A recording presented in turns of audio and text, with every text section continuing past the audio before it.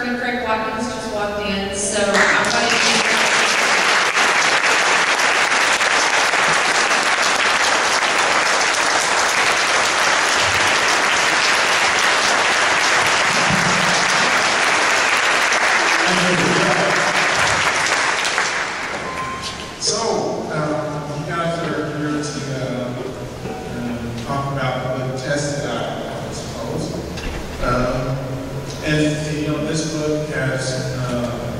very strong religious standpoint in it. It's about faith and religion. And so here I am. I get to be the district attorney in Dallas County and in a position to make a difference and to change how things are done here as it relates to justice and really throughout our state and our country. And for whatever reason, the DAs in the past made a determination that they would keep this evidence that they thought would keep these individuals in prison for a crime they didn't commit. And so I come in, and there's this new science which gives me the ability to look at it, to determine, of all the letters that I get every day, as to whether or not these individuals actually were guilty for a crime they didn't commit. And unfortunately, for years, DAs that were elected didn't take a legitimate look at it, and when I got into office, we did. And when we read their letters and looked at it, we went a step further and found the DNA evidence, which we didn't know if it would prove their guilty or innocence. We just thought that we would take a legitimate look at it. And it turned out that it was proven that they didn't commit the crimes that they had been convicted of. And so they sit here today. It's more than this here that's been freed since 2007 for a crime they didn't commit. They get to sit here today as free individuals, and they get to tell their story as to what happened to them and what's wrong with our criminal justice system and how we need to fix it. And the theme that you will see, and you have probably seen throughout tonight, is the religious aspect, the fact that they wouldn't be sitting here but for their faith and the fact that they had that throughout the many years that they had to endure being caged for a crime they didn't commit.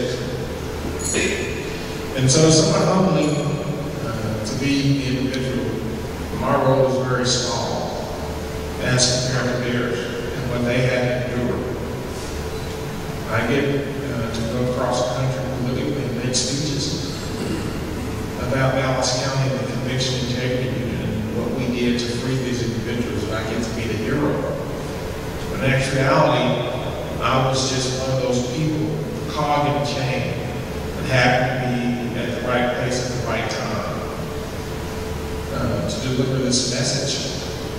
And when you look at this from a religious standpoint, you look at all the individuals throughout our religion history, these people that have made a difference, that have carried the message of faith, they're no different than anyone else. They happen to be at the right place at the right time, and they answer what we in the religious room call calling. And so here I am, standing before you as a DA in Dallas County, being able to attest to individuals that were wrongfully convicted who endured years for crimes they didn't commit. I couldn't fathom that. I wouldn't have the courage to do it. I don't think I would have survived, but I get to stand here before you with these men who have survived that ordeal. And it's because of their religion that they get to talk to you today and express the difficulties that they've had to go through from a religious standpoint. So it's very humbling that I get to be the DA for this time in our lives that provides an opportunity for us to really question what we've done with our criminal justice system and who we are as human beings and how we're going to go and move towards making things greater than they have been in the past. The men that you've heard from today are an example of faith and strength in the fact that religion makes the world go round, and but for their faith and their religion, we would still be somewhat of an archaic society. A society that cares less about being human and more about the logistics of what it means to live daily. And so, you know, I'm sure that you're going to purchase this book and read it and look at all the stories of these men who've endured this pain. Hopefully you'll gain something from it. And hopefully when you do read it, that it won't just be something that you read, that it will inspire you to do things that our religion requires us to do. And that's to make this world a better place.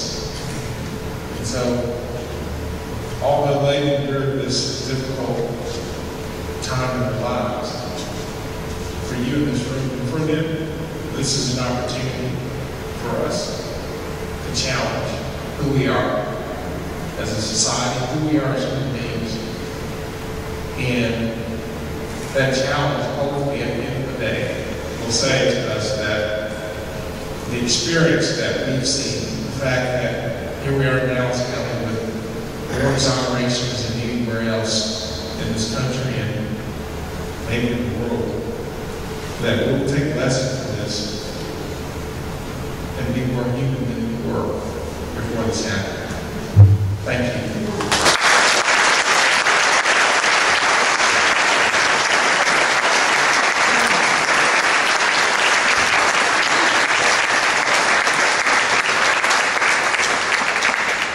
Well, you can see why these men and why their stories are an inspiration to me. And I just want to give you all a little time because between D.A. Watkins, these men, who wrote this book, and Michelle Moore, who's worked so hard to help them gain their freedom, you have about the best panel to have any questions on this subject answered you want right now. So, yes.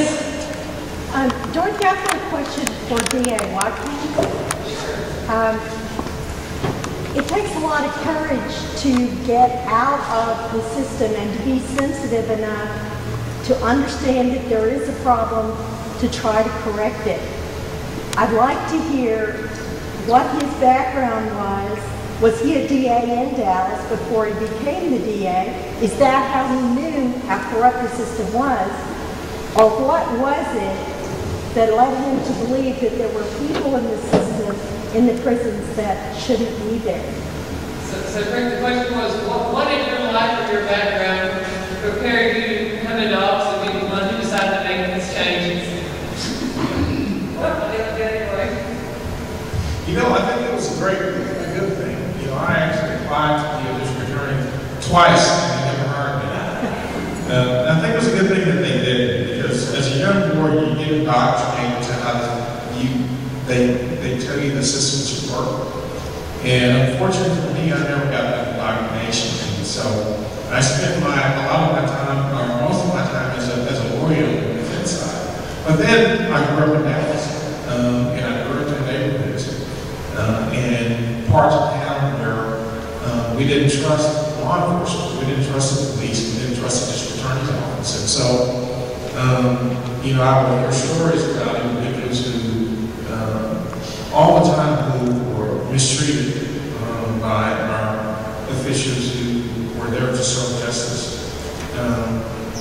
And, you know, I mean, there's this great PBS special that's going on right now. It's called Freedom Fighters.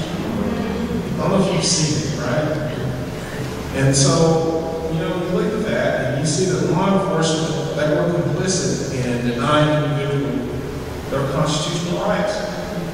And so here I am, a person of African American descent growing up in the South, Dallas County of all places, and I got to experience the other side of law enforcement. And so years later, I became the district attorney, and it gives me the ability to challenge the way things have been done, to know that in certain circumstances, law enforcement didn't work for certain individuals. In fact, they actually were less humane and more cruel to the folks that were really fighting for their rights and looking to our government to protect them, and that didn't happen. And so I have that all come into this position as a DA. It's not to say that I don't believe in law enforcement. It's just to say that I'm being realistic that law enforcement needs to be looked at very differently, and we need to challenge the way we've done certain things. And I get to do that as a DA in Dallas County. I don't know how long I'll get to do that, but the time that I do have as a DA, I will use it to make our law enforcement community work as it should. It shouldn't be about what you look like, what color you are, or where you're from. It's there to serve and protect, and unfortunately, throughout the history of our country, it hadn't done that. And so, hopefully, going forward, it will